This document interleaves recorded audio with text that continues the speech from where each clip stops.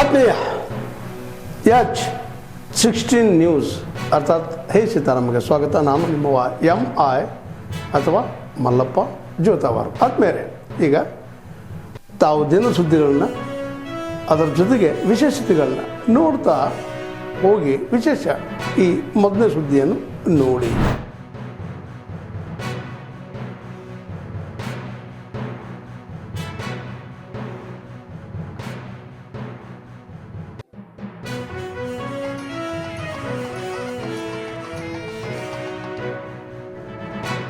ತಲಾ 3 ಸಂಪುಟಗಳಲ್ಲಿ ಪ್ರಕಟವಾಗಿದೆ.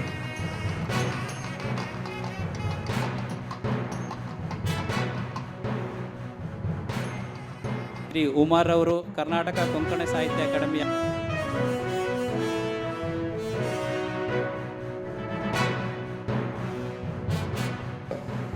ಬೇರೆ ರಾಜ್ಯಗಳಿಗೂ ಕೂಡ ಕನಕದಾಸರ ವಿಚಾರಗಳನ್ನು ತಲುಪಿಸ್ತಕ್ಕಂಥದ್ದು ಭಾಳ ಸಂತೋಷ ಅಂತಕ್ಕಂಥ ಮಾತುಗಳನ್ನು ಈ ಸಂದರ್ಭದಲ್ಲಿ ಅದಕ್ಕೆ ಬಾಬಾ ಸಾಹೇಬ್ ಅಂಬೇಡ್ಕರ್ ಅವರು ಈ ದೇಶದ ಇತಿಹಾಸವನ್ನು ಯಾರು ಮರೀತಾರೆ ಅವ್ರು ಯಾರು ಕೂಡ ಭವಿಷ್ಯವನ್ನು ರೂಪಿಸಲಿಕ್ಕೆ ಸಾಧ್ಯ ಇಲ್ಲ.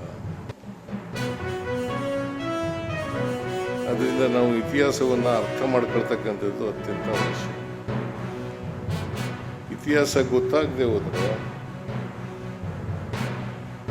ನಾವು ಸಮಾಜದಲ್ಲಿರ್ತಕ್ಕಂಥ ಅಂಕು ಡೊಂಕುಗಳಿದ್ದಾವಲ್ಲ ಅವುಗಳನ್ನು ತಿದ್ದುಕೊಂಡು ನಾವು ಸರೋಗ್ತಕ್ಕಂಥ ಕೆಲಸವನ್ನು ಮಾಡೋಕ್ಕಾಗಲ್ಲ. ಮೊದಲು ನಾವು ಸರೋಗ್ಬೇಕು, ಆಮೇಲೆ ಬೇರೆಯವ್ರಿಗೆ ಹೇಳ್ಬೇಕು. ನಾವೇ ಸರೋಗದೆ ಹೋದರೆ ಬೇರೆಯವ್ರಿಗೆ ಹೇಳಲಿಕ್ಕೆ ನಮಗೆ ನೈತಿಕವಾದಂಥ ಹಕ್ಕಿ ಇರಲ್ಲ. ಅದರಿಂದ ನಾವು ಪ್ರತಿಯೊಬ್ಬರು ಕೂಡ ಆತ್ಮಾವಲೋಕನವನ್ನು ಮಾಡ್ಕೋಬೇಕು. ಆತ್ಮಾವಲೋಕನ ಮಾಡ್ಕೊಂಡು ನಾವು ಸರಿ ಅನಿಸಿದ್ರೆ ಬೇರೆಯವ್ರಿಗೆ ಹೇಳ್ತಕ್ಕಂಥ ಕೆಲಸವನ್ನು ಮಾಡಬೇಕು.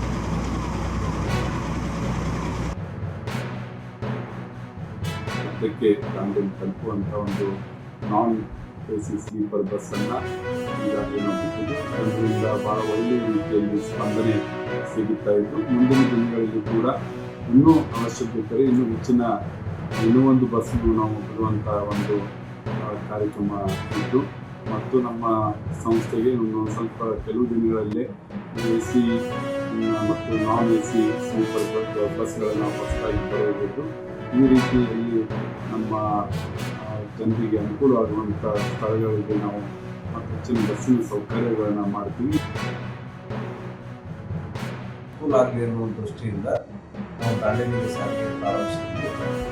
ಇದರಿಂದ ದಾಂಡೇಲಿ ಒಂದು ಒಳ್ಳೆಯ ಟೂರಿಸ್ಟ್ ಪ್ಲೇಸ್ ಆಗಿ ಡೆವಲಪ್ ಆಗಿರೋದ್ರಿಂದ ಈ ಒಂದು ಏರಿಯಾದಿಂದ ಅಲ್ಲಿ ಕನೆಕ್ಟಿವಿಟಿ ಇರೋದಿಲ್ಲ. ಸೊ ಆ ಒಂದು ದೃಷ್ಟಿಯಿಂದ ಮಾಡಿದ್ವಿ. ಮತ್ತು ಅದು ಈಗ ಸುಮಾರು ಮೇ 1ನೇ ತಾರೀಕಿನಿಂದ ಮಾಡಿದ್ದು ಒಳ್ಳೆಯ ಒಂದು ಕಲೆಕ್ಷನ್ನು ಬರ್ತಾ ಇದೆ.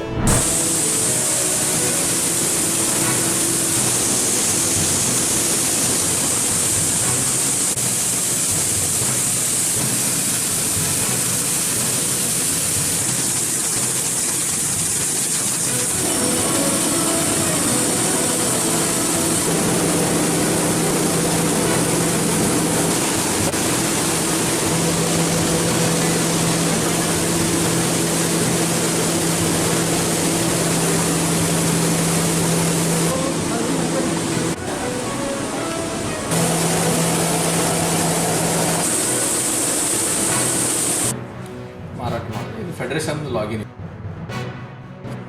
ಗುಲ್ಬರ್ಗ ಡಿಸ್ಟಿಕ್ ಸರ್ ನಮ್ಮದು ಜೇವರ್ಗಿ ತಾಲೂಕು ಸ್ವರ್ಣ ಅಂತೇಳಿ ದಯಾನಂದ ಸಾಲಿಮಠ ನನ್ನ ಹೆಸರು ರೀ. ನಾನು ಏರು ಮಾಡೋ ಪದ್ಧತಿಯಲ್ಲಿ ತೊಗರಿ ಮಾಡೋದು ಸರ್. GRG 152 ಅಂತೇಳಿ ರದ್ದೆವಾಡಿಯಿಂದ ನಾನು ಬೀಜ ತೊಗೊಂಡು ಸಾಲಿಗೆ 5 ಫೂಟ್ ಸರ್, ಸಾಲಿಗೆ 5 ಫೂಟ್ ಇಟ್ಟು ಬೀಜಕ್ಕೆ ಒಂದೂವರೆ ಫೂಟ್ ದೂರ ಇಟ್ಟಿದ್ದೀನಿ ಸರ್.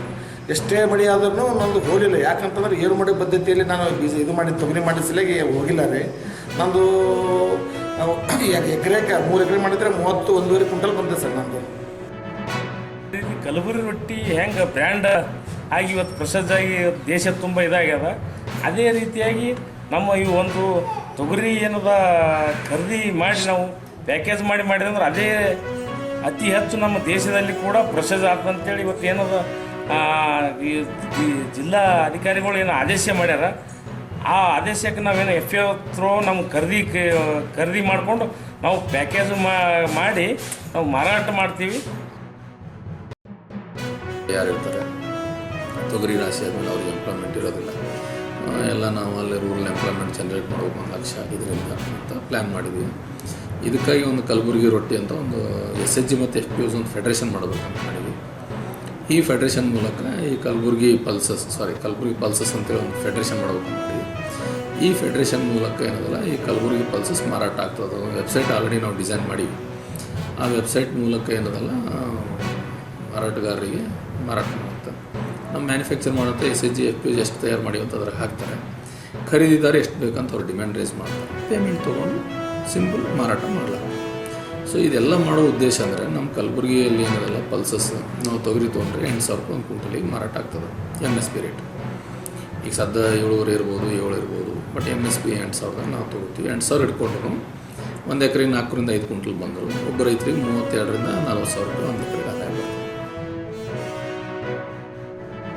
ಬೆಳೆದಿರುವಂಥ ರೈತರು ತಾವೇ ಬೆಳೆದಿದ್ದನ್ನು ತಾವೇ ಪ್ರೊಸೆಸಿಂಗ್ ಮಾಡಿ ಅದಕ್ಕೆ ಬ್ರ್ಯಾಂಡಿಂಗ್ ಮಾಡಿ ಲೇಬಲಿಂಗ್ ಮಾಡಿ ಅವರು ತಾವೇ ಸ್ವತಃ ಮಾರುಕಟ್ಟೆ ಮಾಡುವಂಥ ಕಾಲ ಸನ್ನಿಧ ಬರ್ತದೆ. ಯಾಕಂದರೆ ನಾವು ಗೌರ್ಮೆಂಟ್ ಆಫ್ ಕರ್ನಾಟಕ ಅಂಡರ್ ನಾವು ಪಲ್ಸ್ ಮಿಷನ್ ಇದೆಯಲ್ಲ, ಪಲ್ಸ್ ಮಿಷನ್ ಅಂಡರ್ ನಾವು ತಾವು ಬೆಳೆದಿರುವಂಥ ಕಲಬುರಗಿ ಪಲ್ಸಸ್ ಅಂತೇಳಿ ಒಂದು ಬ್ರ್ಯಾಂಡ್ ಮಾಡ್ತಾಯಿದ್ದೀವಿ. ಆ ಬ್ರ್ಯಾಂಡು ತಾವೇ ಬೆಳೆದಿರುವಂತಹ ತೊಗರಿಯನ್ನು ನೀವೇ ತಂದು ಪ್ರೊಸೆಸಿಂಗ್ ಮಾಡಿ ನೀವೇ ಮಾರುಕಟ್ಟೆ ಮಾಡ್ಬೋದು. ಇದರಿಂದ ಏನಾಗುತ್ತೆ, ಹೆಚ್ಚಿನ ಪ್ರಮಾಣದ ಒಂದು ಲಾಭವನ್ನು ನೀವು ಕಂಡುಕೊಳ್ಳಬಹುದಾಗಿದೆ.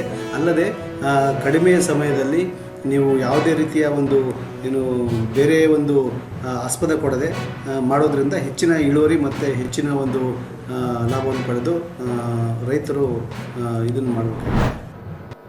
हमें तो बहुत मकान चाहिए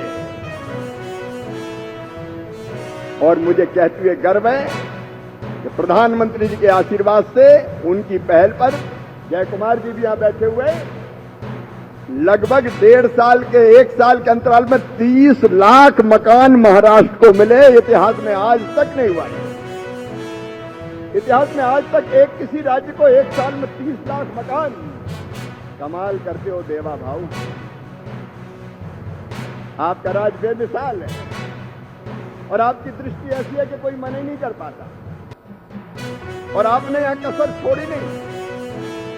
भारत सरकार ने जो पैसा दिया 1,20,000 मकान के लिए, 12,000 टॉयलेट के लिए, 90-95 दिन की मनरेगा की मजदूरी, लेकिन फिर भी देवा भाऊ को लगा कि कसर रह गई है.